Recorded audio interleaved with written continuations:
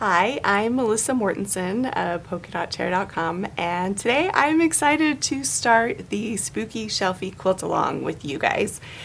This first video today will just walk you through a little bit about the quilt and kind of how we'll run the quilt along, and then there will be a second video published today that will walk you through making the book blocks. We are going to be making a Halloween quilt over the course of the next 5 or 6 weeks. The quilt is made up of a bunch of Halloween sampler blocks, so it's really easy one to break down into weeks because you just pick a block a week.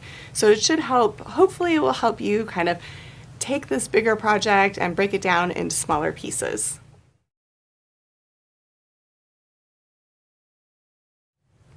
So let's get going. First of all, let's talk about supplies. So one of the biggest questions I have received from you guys, as I have talked about this on Instagram, is what's in the kit? Do you have to get a kit? Like kind of how the supplies work and stuff. So let me first talk about the kit. I'm gonna go ahead and just like smush this aside here. So Riley Blake Designs manufactured a kit for this quilt. It comes in this really nice box. So cute. So kind of just take the sleeve off. And there's a little magnet clasp there. Okay, so when you open up your kit, you're gonna find all the things that you need to make this quilt, including the pattern. This quilt pattern is written for fat quarters. So all of your fat quarters that you need for the quilt will be in the box.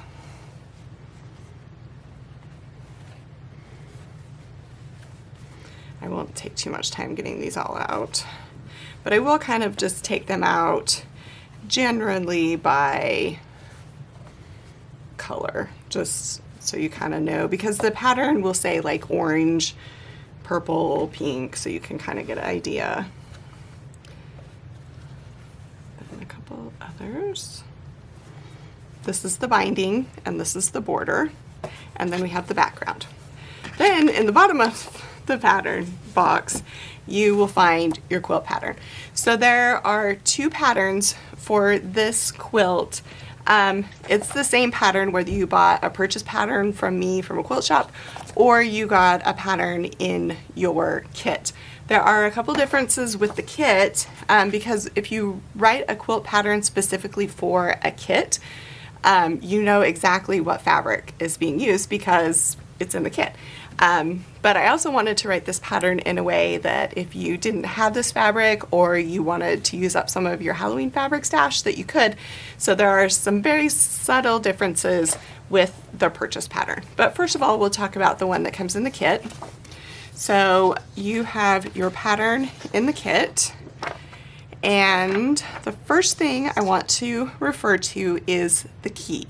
The fabric key goes through all of the fabrics. So to kind of keep this simple, as the instructions are written, it will say fabric A, fabric B, fabric C, fabric D. Part of the reason for that is to keep the text from getting jumbled up, but also so that if you wanted to use a different fabric, you could, because, you know, if you just make fabric H, whatever print it is you have, you can very easily just do a straight swap with your fabrics. So everything is referred to as fabric A through X. A lot of you guys have asked, why is there no fabric G? The simple explanation is that this quilt pattern was written to be used with fat quarters, and specifically a fat quarter pack. When I first started writing the pattern, I just took every fabric print and I assigned it a letter and started working. And when we got to the end, I realized that I didn't use fabric G for anything. So the pattern testers thought it would be less confusing not to have fabric G on there. I thought we should have left it on just so you're not confused. But anyway, there is no fabric G. But the good news about that is that you will have an extra fat quarter. So if you mess up your cutting or something, then you can totally use it for part of that. So one of the first things I recommend doing is getting your quilt, take your kit apart and take a moment and press all your fat quarters. I do like to starch my fabric. So what I'll do is I will unfold the fat quarters and then I will spray them with starch. You can get aerosol or a pump spray starch depending what your preference is. Let the starch dry and then press the fabric. And what that will do is just help as you're cutting out some of these smaller pieces. It'll really give you a lot more accurate cuts because it kind of gives the fabric like a little more oomph to it, so there's a little bit more there to hold on to. After you have your fabrics pressed and starched, I recommend labeling them. So this is the orange damask, which is fabric M. There's a few different ways to do this. There are manufacturers that sell little clips. I personally am very old school. I use a post-it note and a pin. So I'll just write fabric M on this and put a post-it note and a pin on the corner so that as I am cutting out my quilt, then I understand, you know, which fabric M is, so I don't have to like keep referring back to this first page. So that's the kit. The kit does come with the border fabric and the background fabric. Let me just set this aside. So the other way to make this quilt is using fat quarters.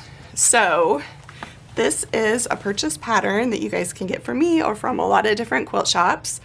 Inside, I'll just open it up.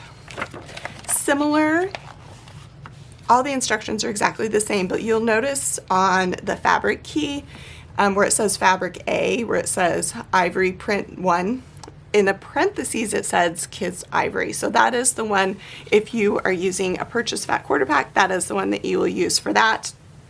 But if you are just using an ivory Halloween fabric in your stash, or you bought something different, then you can use it there. So that's like just a very subtle difference between the two. Both instructions are the same and both were written for a fat quarter pack. I did that because I wanted you guys to be able to go into your local quilt shop or wherever it was that you were shopping, and you can just like pick this up off of the rack and pick this up off the shelf and get some background fabric and have it simple, so that you didn't have to like pick out 24 different fabrics and have them cut in quarter yard increments. I just thought that this would be a lot simpler. So the way the quilt along will work is each week we will concentrate on making a different quilt block. Some of the blocks are a little more involved than others. Some of them are super simple. We're going to start this week with the book blocks, which will be the next video that I'll post today. Very straightforward sewing and quilting on that one, but I will kind of give you a quick overview of some of the things to watch out for on that. Next week I will tell you we are going to make the broom block. The broom block is foundation paper pieced. I do not want you to be intimidated about that at all. I'm going to walk you through step by step. Even if you have never foundation paper pieced in your life, I will get you through it, I promise. A lot of you guys love foundation paper piecing.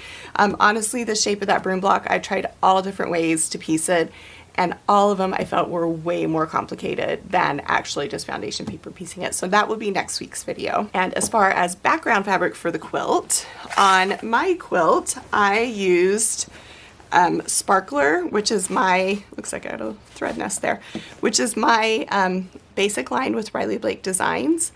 And I used eggplant. Also, the orchid or lilac would be beautiful with it, as would the pink. Any of those would. And then if you want to use one of the fabrics from the line, I think that the kids print in charcoal, the one that's right here on top of this fat quarter pack, I think that this one would be just adorable on the back of the quilt. So there is a brief overview of how we will run the quilt along. If you want to join, you still can. All you need to do is purchase the pattern and then subscribe to our YouTube channel, and then you'll be notified when we post videos. The goal is to post them at 6 p.m. Eastern every Friday during the quilt along so that you have a fun weekend sewing project to work on. And if you have friends that are interested, I would love for you to share this video with your friends, subscribe, like, do all the YouTube-y things. I never ask for that in my videos. My husband's always getting after me because he's someone who just loves watching YouTube. So I appreciate all the likes and comments, and I will be monitoring the comments. So if you have a question, just put it in the comment section and I will get to it.